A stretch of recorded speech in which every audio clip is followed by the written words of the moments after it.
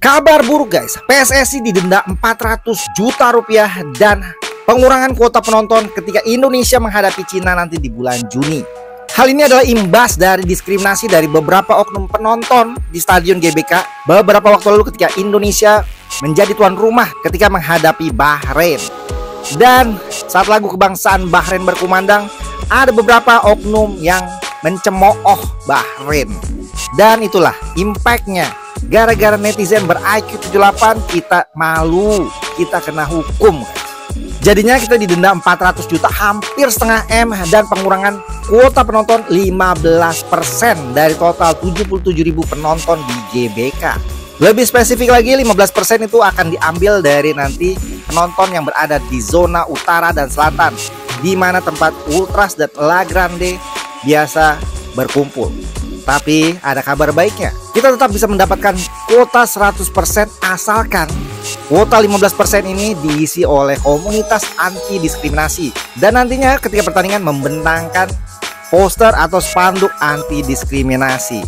Kita tunggu aja apa respon dari PSSI. Kalau gue pribadi menghimbau ya, buat lo semua viewers gue atau followers gue yang mau nonton ke GBK, please, kita nggak usah ikutin kelakuan netizen IQ 78. Jadi penonton yang waras, dukung terus timnas kita pol-polan, nyanyi terus, bersorak terus tanpa harus menjelekan negara lain.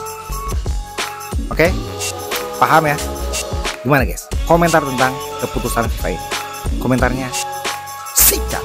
Jadi PSSI didenda sama FIFA gara-gara supporter timnas dianggap melakukan diskriminasi pas lawan Bahrain kemarin. Jadi di bulan Maret kemarin pas pertandingan Indonesia lawan Bahrain, terjadi insiden diskriminatif yang melibatkan supporter Indonesia. Di pertandingan menit ke-80 ada sekitar 200-300 supporter Indonesia yang berada di tribun utara sama selatan meneriakan slogan bernuansa xenofobia yang ditujukan kepada tim Bahrain. Jadi xenofobia ini guys adalah rasa benci dan gak suka yang berlebihan terhadap orang asing yang berbeda suku bangsa atau etnis tertentu. Nah, hal ini dianggap pelanggaran sama FIFA karena melanggar pasal 50 kode disiplin FIFA, dan PSSI dianggap nggak bisa mengontrol supporternya sendiri yang sampai melakukan tindakan diskriminatif. Karena hal ini akhirnya PSSI diberikan hukuman denda sebesar 400 juta dan pembatasan penonton sampai 15%. Jadi di pertandingan Indonesia lawan Cina di bulan Juni besok, PSSI diwajibkan menutup 15% dari kapasitas stadion, terutama di tribun utara sama tribun selatan. Oleh tribun utara sama selatan itu diisi menonton, tapi dengan syarat harus dipasang spanduk yang bertemakan anti diskriminasi. Dan PSSI juga diminta buat menyerahkan rencana tempat duduk pertandingan lawan Cina bulan Juni besok buat mencegah tindakan diskriminasi yang dilakukan lagi sama supporter Indonesia. Gimana menurut kalian? Apakah hukuman ini pantas diterima buat Indonesia? Coba tulis di kolom komentar.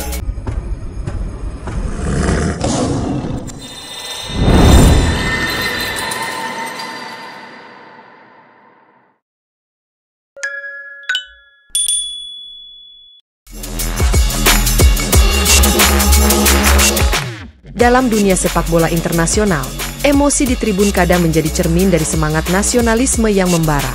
Namun, ketika semangat itu melampaui batas dan menjelma menjadi diskriminasi, sepak bola harus mengambil sikap.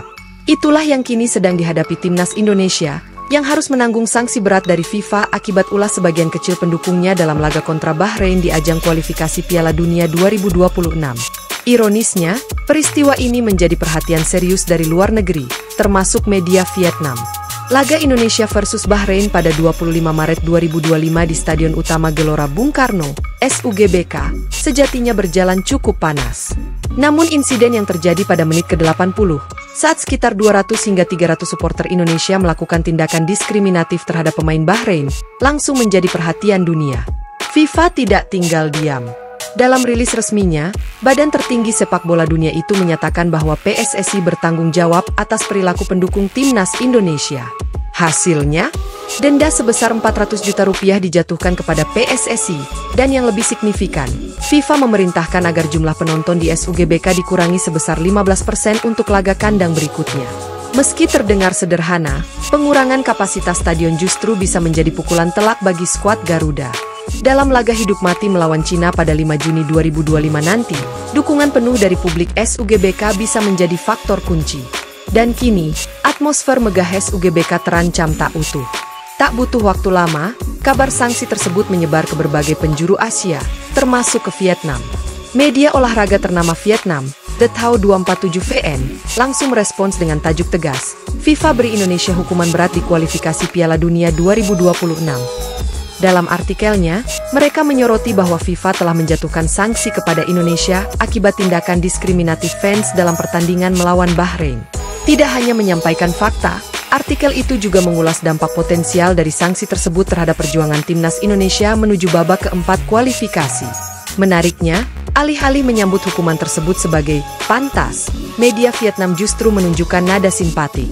Mereka mengingatkan bahwa timnas Indonesia tengah berada di momen penting, di mana satu kemenangan atas Cina dan hasil imbang atau kekalahan Bahrain dari Arab Saudi bisa membawa Garuda melaju ke fase berikutnya.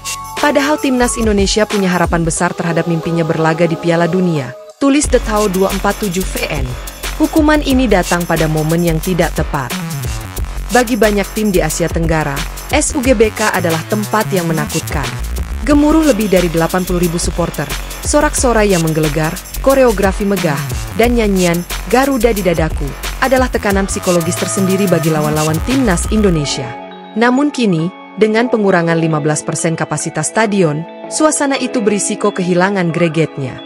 Sekitar 12.000 kursi yang seharusnya diisi oleh pendukung militan Garuda harus dikosongkan atau dialihkan ke kelompok komunitas seperti keluarga, komunitas disabilitas, atau gerakan anti-diskriminasi sesuai dengan opsi yang diberikan FIFA.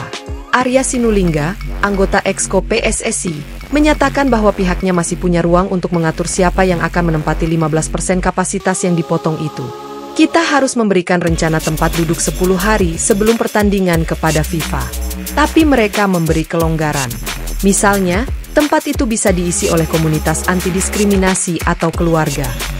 Tak hanya itu, PSSI juga diwajibkan memasang spanduk bertuliskan anti-diskriminasi di dalam stadion sebagai bentuk komitmen atas nilai-nilai inklusivitas dan sportivitas. Ini bukan kali pertama media Vietnam menyoroti perkembangan sepak bola Indonesia. Dalam beberapa bulan terakhir, banyak pemberitaan dari media seperti Soha VN, Bongda VN, dan Tetao 247 VN yang memberi atensi besar terhadap kebijakan naturalisasi, performa timnas U23, hingga peluang Indonesia di Piala Dunia 2026. Namun kali ini, nada liputan mereka lebih dalam, sebagai pengingat dan pembelajaran. Tetao 247 VN bahkan menyebut bahwa tindakan sebagian kecil supporter bisa merusak pencapaian besar yang telah diperjuangkan dengan susah payah. Dalam artikelnya, mereka menyinggung bahwa tindakan diskriminatif tidak bisa dibenarkan, sekalipun dilakukan dalam momen emosional. Sepak bola adalah milik semua orang. Tidak ada ruang untuk diskriminasi, baik berdasarkan ras, agama, atau asal negara. Ini bukan hanya tentang FIFA, tapi tentang citra bangsa. Laga melawan Cina pada 5 Juni mendatang sejatinya bisa menjadi sejarah baru bagi Indonesia. Jika berhasil mengamankan 3 poin di Jakarta, dan di saat yang sama Bahrain gagal mengalahkan Arab Saudi, maka Indonesia akan resmi melangkah ke putaran keempat, tahap yang belum pernah dicapai dalam sejarah kualifikasi zona Asia. Namun kini, perjuangan itu dibayangi tekanan baru, bukan hanya dari lawan di lapangan, tapi juga dari tribun dan ekspektasi publik. PSSI harus memastikan bahwa insiden diskriminatif tidak terulang, karena sanksi yang lebih berat bisa saja menyusul, termasuk laga tanpa penonton atau pengusiran dari kandang. Di sisi lain, publik Indonesia juga harus belajar dari peristiwa ini. Sepak bola bukan hanya soal menang atau kalah. Ini tentang harga diri bangsa, tentang bagaimana kita dipandang dunia, dan tentang bagaimana kita menyambut tamu di rumah kita sendiri. Reaksi dari media Vietnam harus dibaca bukan sebagai serangan, tetapi sebagai cermin. Bahwa dalam sorotan regional, sepak bola Indonesia bukan lagi underdog, tetapi menjadi kekuatan baru yang diperhatikan. Dengan status itu, maka tanggung jawabnya pun bertambah besar. Di saat yang sama, ini adalah peluang. FIFA telah memberi kelonggaran. PSSI punya kesempatan untuk memperbaiki citra. Dan para supporter, khususnya pendukung fanatik Garuda, punya ruang untuk membuktikan bahwa mereka bisa menciptakan atmosfer luar biasa, tanpa harus menyakiti pihak lain. Ketika Indonesia melawan Cina nanti, bukan hanya 22 pemain yang akan bertarung. Ribuan pasang mata, dari Jakarta hingga Hanau, dari Zurich hingga Manama, akan mengawasi apakah Indonesia bisa menang bukan hanya di lapangan, tapi juga dalam hal moral dan sikap sebagai tuan rumah sepak bola Asia. Sepak bola memang penuh gairah, tapi gairah harus disertai tanggung jawab. Ketika semangat menjadi diskriminasi, maka sepak bola berhenti menjadi olahraga dan berubah menjadi masalah.